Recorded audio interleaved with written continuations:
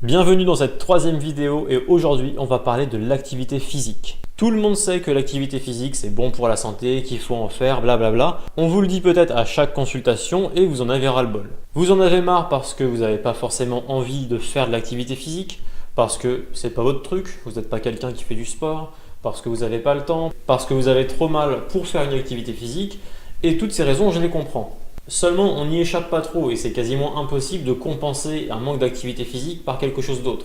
Donc mon objectif aujourd'hui, c'est de vous donner 10 conseils pour vous aider à incorporer plus d'activité physique au quotidien. Dans tous les cas, c'est vous qui allez choisir, c'est pas moi qui vais vous dire alors le lundi vous allez faire 10 pompes. Non, c'est pas possible, de toute manière ça ne marcherait pas. Les vrais changements, ça doit être vous qui les mettiez en place. Aujourd'hui, je vais simplement vous aider à focaliser votre motivation pour la transformer en action. Premier conseil évident mais qui est pourtant oublié par de nombreuses personnes, faites quelque chose qui vous plaît. Trop souvent quand on conseille une activité physique à quelqu'un, on le fait en fonction de nos goûts, de nos croyances, etc. Mais on est d'accord que si quelqu'un vous dit « Ah toi pour ton dos tu as besoin d'aller à la piscine » et que vous n'aimez pas nager, vous n'allez jamais y aller. Vous allez peut-être y aller une ou deux fois avec de la motivation, mais après vous n'allez pas vous forcer indéfiniment si vous n'aimez vraiment pas cette activité. Donc voilà, le premier conseil tout simple, c'est de faire quelque chose qui vous plaît. Ça n'a vraiment pas besoin d'être spécifique au dos. La marche a un effet très positif sur le dos. N'importe quelle activité physique légère à modérée que vous allez maintenir dans le temps, on va dire plus de 20 minutes, ça va avoir un effet positif sur la douleur. Cela va permettre à votre cerveau de produire sa propre morphine que l'on appelle les endorphines et c'est un médicament très puissant qui est disponible H24 sans prescription. Alors maintenant, la seule chose à faire, c'est de trouver ce qui va vous plaire et ce qui va vous motiver. Ça peut être simple pour certains qui font déjà du sport, mais parfois, si vous n'avez jamais fait du sport de votre vie et qu'on vous dit « Allez, vas-y, fais de l'activité physique », vous pouvez vous sentir perdu.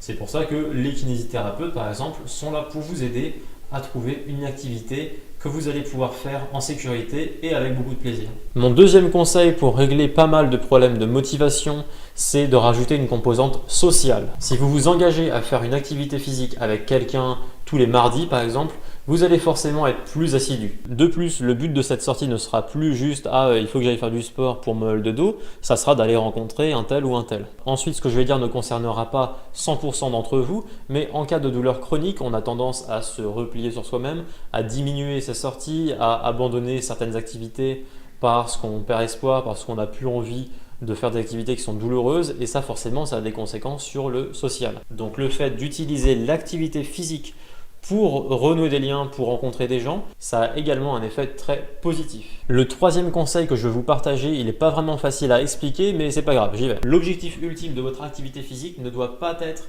de diminuer le mal de dos. Il doit y avoir d'autres objectifs, d'autres fins pour ça. Pourquoi ? Les effets de l'activité physique ne sont pas constants et ils se font souvent plus au moyen voire au long terme. Donc si vous vous mettez à l'activité physique uniquement pour avoir moins mal au dos et qu'au début vous n'avez pas forcément d'effet direct, vous allez être frustré et vous allez vous dire ça marche pas, c'est pas pour moi, je rentre chez moi et je vais dans la télé. Et à ce moment-là, vous aurez plutôt fait marche arrière dans votre progression. Donc ce que j'entends par avoir d'autres objectifs à côté, ça rejoint un peu le point numéro 2, c'est-à-dire que vous pouvez avoir pour objectif d'aller rencontrer tel ami, d'aller rencontrer tel membre de votre famille. Ça peut être simplement d'aller prendre l'air, de se dépenser, de penser à autre chose, d'aller dans la nature, d'aller visiter un endroit qu'on n'a pas encore visité. Donc voilà, globalement, il faut se faire plaisir, utiliser l'activité physique comme un moyen pour faire d'autres choses qui vous permettent de vous épanouir, de vous faire plaisir. Et il est probable à ce moment-là que vous ressentiez des améliorations au niveau de votre mal de dos. Le quatrième conseil plus pratique, c'est de changer régulièrement de position de travail. Je conçois que ce n'est pas forcément possible pour tout le monde, mais la plupart du temps, vous le faites déjà. Beaucoup de patients, quand ils me disent qu'ils travaillent en bureau,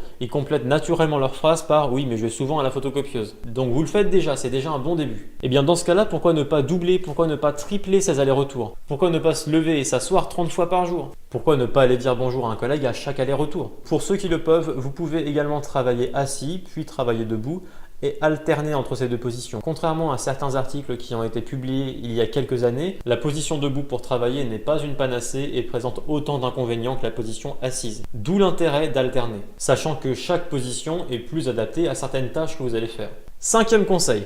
Quand vous avez le choix entre deux manières d'aller dans un endroit, choisissez celle qui va le plus vous dépenser. Vous pouvez aller acheter votre pain à la boulangerie qui est un petit peu plus loin de chez vous plutôt que d'aller à celle qui est en bas de votre immeuble. Vous pouvez marcher au lieu de prendre le métro ou le tram pour une ou deux stations. Et surtout, mon préféré de tous les temps, prenez l'escalier au lieu de l'escalator. Je suis toujours surpris de voir à quel point la majorité des personnes désertent les escaliers dans les transports en commun surtout. Les escalators sont devenus le mode de transport par défaut quand il s'agit de sortir d'une station de métro. Monter et descendre des escaliers, c'est bon pour votre cardio, c'est bon pour plein de muscles et d'articulations. Et pour ça, il n'y a pas besoin de 10 étages non plus. Donc j'espère que la prochaine fois que vous sortirez d'une station de métro, votre sang ne fera qu'un tour et vous prendrez l'escalier. Mon 6e conseil, c'est de ne pas vous fixer des objectifs inatteignables. Prenons l'exemple du footing. Si vous n'avez jamais fait de footing de votre vie et que vous n'êtes pas spécialement sportif ou sportive, et que vous fixez un objectif de 30 minutes pour la première fois, il y a fort à parier que vous allez être déçu. Si jamais vous partez d'un niveau assez bas, c'est pas grave, vous allez faire 10 minutes, vous allez faire 5 minutes, personne s'en fout. Le plus important, c'est que vous commenciez une activité physique et après, progressivement, vous inquiétez pas que vous allez progresser. Il n'y a aucune raison que vous ne progressiez pas, c'est comme ça que fonctionne le corps humain. Votre corps s'adapte et il va devenir meilleur à ce que vous lui imposez. Dans un premier temps, 10 minutes, dans un premier temps, 15, puis 20, puis 30. Vous allez développer certaines habitudes, vous allez changer sûrement d'autres choses dans votre style de vie et tout ça, ça va vous améliorer globalement. Un bon objectif, il est concret, réalisable et quantifié. C'est par exemple faire une demi-heure de VTT avec une douleur qui ne dépasse pas 3 sur 10. Mon 7e conseil aujourd'hui, c'est de varier les activités. Si vous faites tout le temps la même activité et que ce n'est pas votre passion, vous allez vous faire chier. Et vous le savez aussi bien que moi, quand on n'a pas vraiment envie de faire quelque chose, on va prendre la première excuse qui passe à notre portée pour dire « Ah bon bah non, là ce soir je fais autre chose, là j'ai pas le temps, je suis fatigué, demain je le ferai. » Et là c'est le drame, la routine se casse, on ne le fait plus et on abandonne. Bien entendu, il n'y a aucun problème à réaliser régulièrement la même activité physique, mais seulement je pense que c'est mieux d'avoir un plan B, d'avoir une ou deux autres possibilités au cas où on n'a pas spécialement envie ce jour-là. Ça encore, c'est que d'un point de vue mental, parce que d'un point de vue physique, le fait de varier les activités, vous allez exposer votre corps et votre dos à différentes situations. Vous allez le renforcer, vous allez l'habituer à faire plus de choses et forcément ça peut que être positif. Numéro 8, souvenez-vous pourquoi est-ce que c'est bon pour vous et pour votre dos. L'activité physique, ça apporte vraiment une panoplie de bénéfices incroyables qui touchent absolument tous les systèmes de votre corps. Je pense que si on se focalise uniquement sur un aspect, ça commence à devenir négatif. Par exemple, si on se dit qu'il faut absolument faire de l'activité physique pour renforcer ses muscles, on va tomber dans un travers. On va voir les choses d'une manière biaisée et on va oublier les nombreux bénéfices autres que celui du renforcement musculaire. Donc souvenez-vous que l'activité physique a aussi des effets incroyables au niveau systémique, que ça soit la diminution de l'inflammation globale au niveau du corps, que ça soit les nombreux effets positifs sur le mental, sur les capacités intellectuelles, sur la concentration, sur vos poumons, sur votre cœur, bref, il n'y a pas grand-chose dans le corps qui n'est pas affecté positivement par une activité physique adaptée. Le conseil numéro 9, c'est une autre chose à garder dans un coin de sa tête, c'est la douleur ne veut pas dire blessure. Ce que je veux dire par là, c'est que la douleur ne veut pas forcément dire qu'il se passe quelque chose de grave ou de négatif dans le corps. Ça ne veut pas forcément dire que vous êtes en train d'abîmer quoi que ce soit, que vous êtes en train de bloquer, de déplacer, de coincer, quoi que ce soit. C'est simplement une réaction de protection générée par votre organisme lorsque votre cerveau considère que vous êtes dans une zone de danger. Seulement là, j'ai deux choses à rajouter. La première, c'est que la douleur, étant une réaction de protection, survient toujours avant la blessure, pour vous laisser le temps de vous éloigner de la source de danger, d'adapter votre comportement, etc. Si vous vous mettez à serrer fort votre lobe d'oreille, vous allez avoir mal.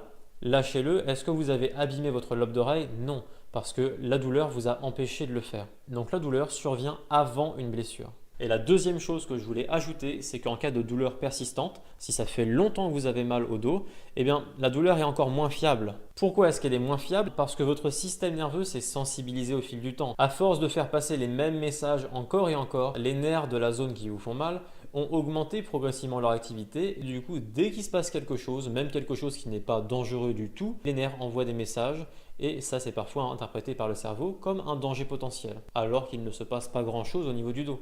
Donc en cas de douleur persistante, on ne peut plus vraiment se fier à l'intensité de la douleur pour diriger les activités. Autrement, on ne fait plus grand-chose et vous le savez déjà. Donc n'ayez pas peur d'avoir un petit peu de douleur. Je précise un petit peu parce que le point numéro 10 va venir directement nuancer ce que je viens de dire. On ne peut pas avoir zéro douleur. Que ça soit parce que c'est une zone sensibilisée et elle va vous faire mal dans tous les cas quand vous allez l'utiliser au début. Ou alors, si vous n'avez jamais fait d'activité physique vraiment dans votre vie, forcément au début ça va faire mal. Au début vous allez avoir des courbatures, au début vous allez être essoufflé, mais c'est normal, c'est pareil pour tout le monde et ça s'améliore ensuite. Bien entendu, je le rappelle à chaque fois, mais avant de reprendre une activité sportive ou si vous avez le moindre doute, consultez votre médecin, consultez votre kiné pour pouvoir reprendre dans des bonnes conditions.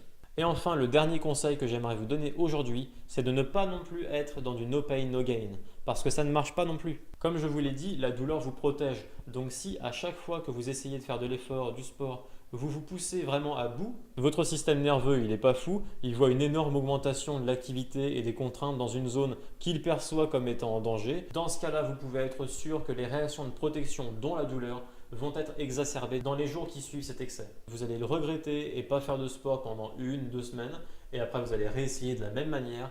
Et il y a vraiment pas mal de personnes qui sont coincées dans un cercle vicieux qui, à chaque fois qu'elles font du sport, vont trop loin et resensibilisent leur système nerveux. Et elles ne s'en sortent pas. Ces personnes-là, elles n'abîment pas forcément quelque chose dans leur corps, mais à force, à chaque fois, de s'approcher trop près de la limite physiologique de leur corps, elles continuent à alimenter des réactions de protection et c'est un cercle vicieux. Donc vous l'avez compris, on ne peut pas faire une règle de non-douleur, on ne peut pas non plus faire du no pain, no gain, il faut être quelque part entre les deux et on appelle ça l'exposition graduelle. L'exposition graduelle, c'est s'exposer progressivement à une activité douloureuse. En le faisant très progressivement, en dosant ses efforts, eh bien, on va laisser le temps au corps de s'habituer et petit à petit, la limite du corps s'éloigne, la douleur survient de plus en plus tard et pour des intensités de plus en plus élevées et la personne finit par être capable de reprendre son activité normalement. Donc voilà, j'espère que ces 10 conseils vous ont aidé à y voir plus clair, ont répondu à certaines de vos questions et vont vous permettre de passer un petit peu plus à l'action, vu que c'est le but de cette série de vidéos. On se retrouve dans la 4e vidéo pour de nouveau de la pratique avec une technique de respiration. Passez une bonne journée et bougez bien.